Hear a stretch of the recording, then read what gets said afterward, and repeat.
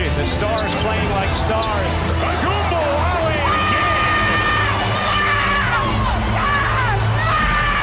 again. Indianapolis scoring big time once again, nailing down hosting the WNBA's 2025 All-Star Weekend. A deep dive on what it means for Central Indiana tourism and businesses.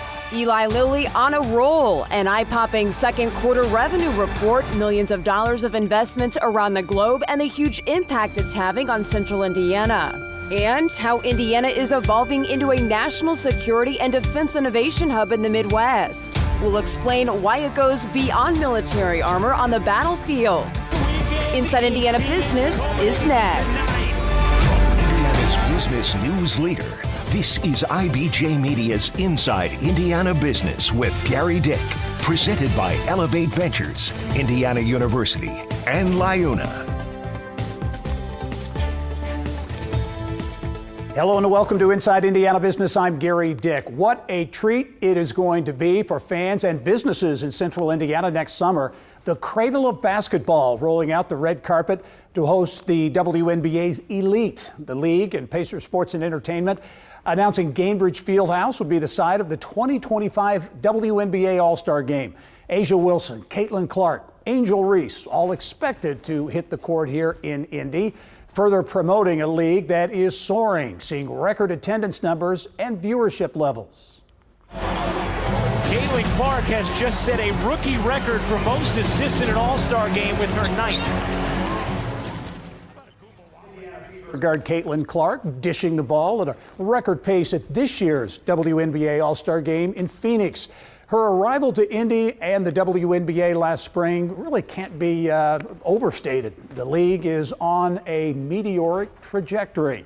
Now Indianapolis gets to host the WNBA's premier event. For more on what it all means for Central Indiana, we turn now to Mary Rachel Redman. Thanks, Gary. Well, this is another feather in the cap for Indianapolis and sports tourism, and someone who has a wealth of knowledge about that and the Pacers Sports and Entertainment President Mel Raines. Mel, first of all, how did this come to be? You know, it was an opportunity presented to us about 6 weeks ago. The league was looking for a site. They were unable to go where they thought they were going to go, and we checked venue availability really quickly and talked to all of our partners, and we jumped at the opportunity.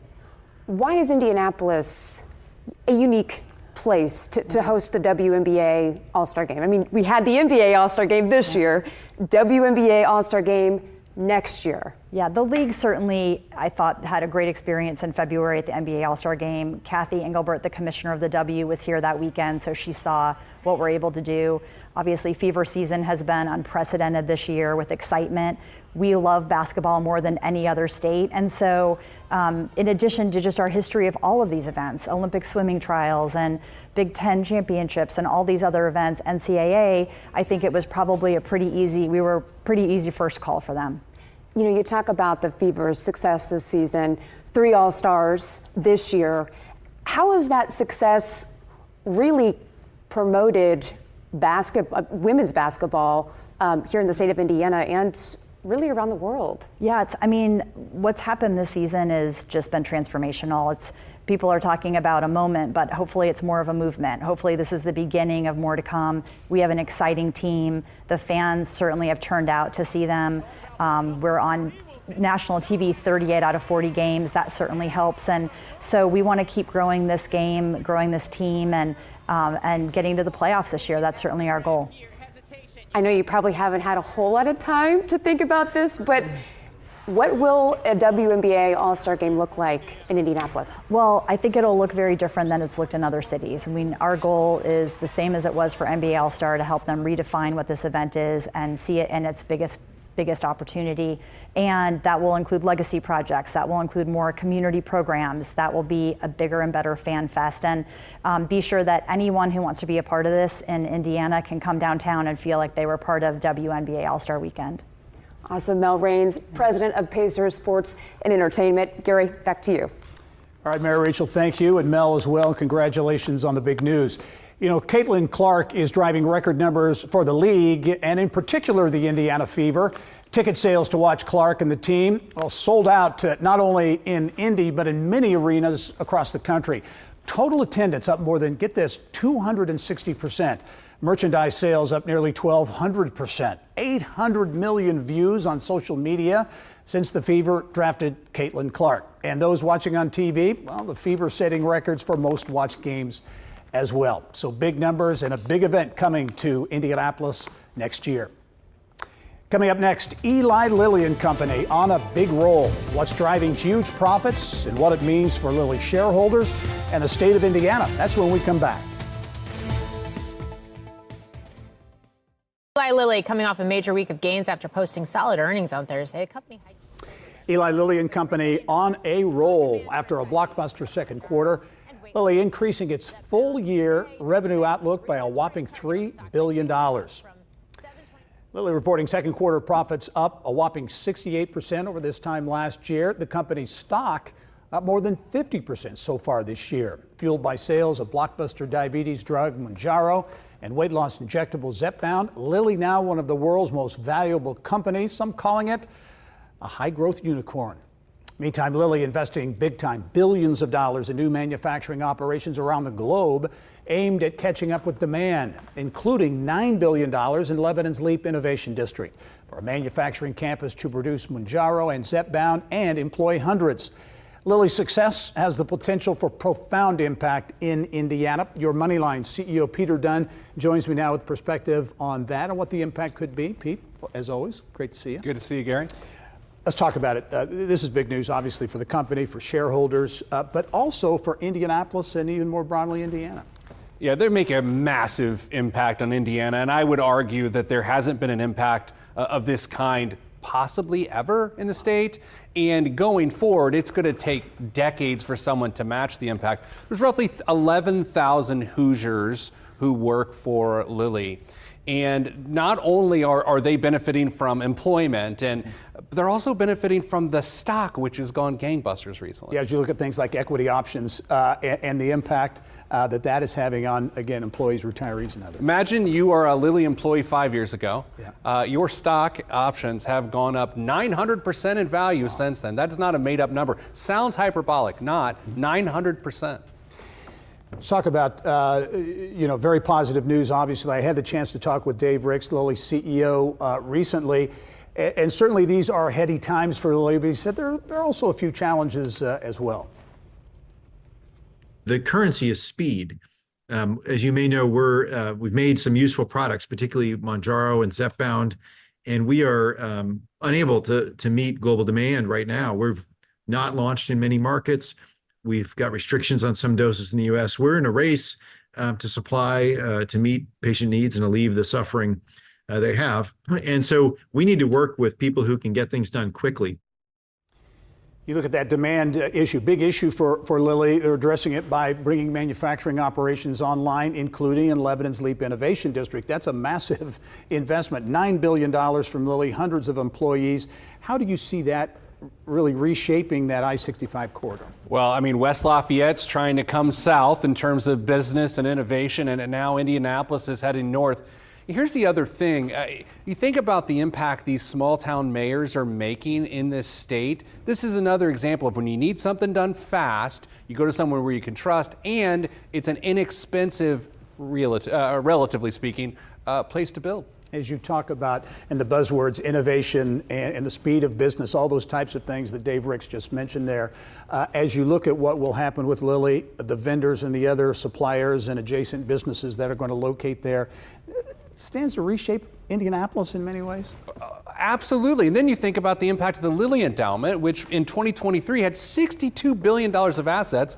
And as you'll talk about later today, I'm sure, tens of millions of dollars going to colleges and universities across the state. Across the state, the impact of the endowment for decades has been enormous. But again, Lilly's performance will up that even more. Yeah, not too long ago, it was $18 billion. Wow. And that's the impact of a 900% increase. Before I let you go, I want to talk about big news for your company. Your Moneyline this week, a Series A funding around $4.5 million. Not $62 billion, but at $4.5 million. Yeah. We're excited to continue to grow, to serve employees through their employers, to create financial stability. And Gary, this time we got some additionally great partners on board. Alos Ventures, the folks at CareSource who already do so much for the state of Indiana and beyond. We also have First Trust Capital Partners and Elevate's back in again. As you look at deploying these funds, if you will, how will that help you to get your vision for your money line out? Engineers is we are using AI to help people's financial lives, and so you need engineers to do that. And we've been growing fast the last 8 quarters, and I expect the same for 8 quarters to come. Well, congratulations, Pete, on that, and also great perspective, as always, on Lilly. Your Moneyline CEO, Peter Dunn. Thank you. Thanks, Gary. All right. Well, Lilly also upping its game when it comes to advertising and marketing. Case in point, the company had a big presence on TV during the Paris Olympics. My daughter works hard, and so do people with type 2 diabetes. You can do diabetes differently with Mounjaro. Well, it doesn't get much bigger than Simone Biles endorsing your product. Lilly, also one of 6 companies that came together to create an hour of no commercials during the opening ceremonies in Paris, part of a much broader marketing campaign that Lilly has embarked on across multiple platforms. When we come back, Indiana's rising role in national security and defense. It's more than just military hardware, how hypersonics and quantum computing are creating new opportunities and economic impact in the state. And a shout out to this year's IBJ Media 20 in their 20s honorees. They're the next generation of Central Indiana leaders. Some familiar names here. Taylor Melanchthon, one of them. Mother-in-law Allison Melanchthon, Senior VP at Penske Entertainment, the owners of IndyCar and the Indianapolis Motor Speedway.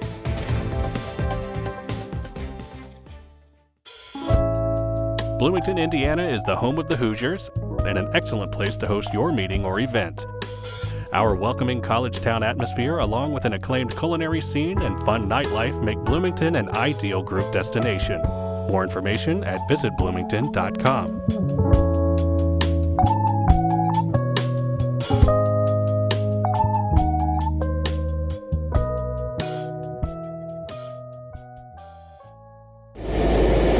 Flight speed is often compared to the speed of sound. Some great video there. Indiana working to expand its footprint in the Midwest as a leader in developing high technology in national security. Indiana is home to 4 of the 10 Mach 5 to Mach 8 hypersonic wind tunnels in the country. This one you see here at Purdue University. Hypersonics, quantum computing, unmanned surface vehicles, all part of a discussion between policymakers, researchers, and military officers gathering at an inaugural national security conference this week at Notre Dame, sponsored by the Sagamore Institute and aimed at bolstering military innovation in the heartland. The clear focus of this is the Midwest and what the Midwest brings to national security, which I think is sort of underappreciated. Not only are we a prime recruiting ground when it comes to filling out the services, but we're also a place that the industrial base still resides, where manufacturing still resides. We were the essential part of the Rust Belt that created the World War II economy to build up the military. And so as we think about reinflating the industrial base in the United States, the Midwest is one of the key places where workforce still exists, blue collar and white collar, that can be brought to bear. So we're excited to highlight the Midwest voice in national security. There are 10 hypersonic wind tunnels in the United States that have that Mach 5 to Mach 8 level capability for wind tunnel testing. 4 of those wind tunnels are here in Indiana, 2 at Purdue University, 2 at Notre Dame. This is a key advantage that our region has over others. And for that matter, Naval Surface Warfare Center Crane, Indiana, is the project lead for the Navy's Conventional Prompt Strike Hypersonic Missile.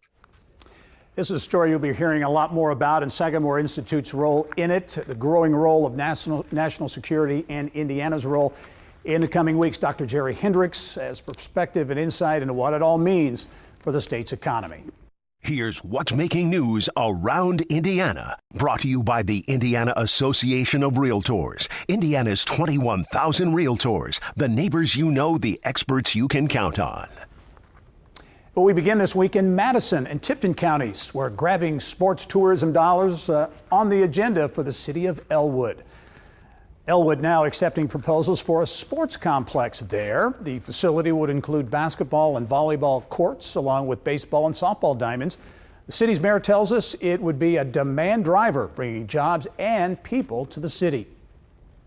In Howard County, it's a project more than a decade in the making. The city of Kokomo breaking ground on a new conference center and hotel. The Greater Kokomo Visitors Bureau says it will increase visitor travel and boost the economy. While they're not competing for the conferences that bigger cities like Indianapolis host, they want to be a destination anchor for mid-size events. In Michigan City, a team is preparing to create a master plan for the soon-to-be vacated Indiana State Prison site. The redevelopment of the site is viewed as a huge economic development opportunity, but also a complicated process. Officials expect just the planning stage of this to last through the end of 2025. The city of Westfield City Council has rejected a plan from West Fork Whiskey to develop a new housing and commercial district. The company wanted to build townhomes, an outdoor concert venue, and more around its distillery in Westfield. This week, Westfield Mayor Scott Willis said there are issues with the project's documents, and he's called the process, quote, a moving target. In Anderson, Corteva Agriscience is celebrating the grand opening of a new seed distribution center. It will distribute mostly corn and soybeans to farmers in Indiana and southern Ohio. The facility now Corteva's largest distribution center in North America. 25 years ago, the NCAA made Indianapolis home. Well, this week, the NCAA celebrating a big milestone at its downtown Indianapolis headquarters.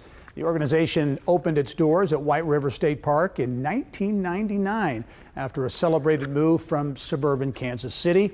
At an event to mark the occasion this week, the NCAA donated $25,000 to the Indianapolis Public Schools Foundation to fund workshops for student athletes.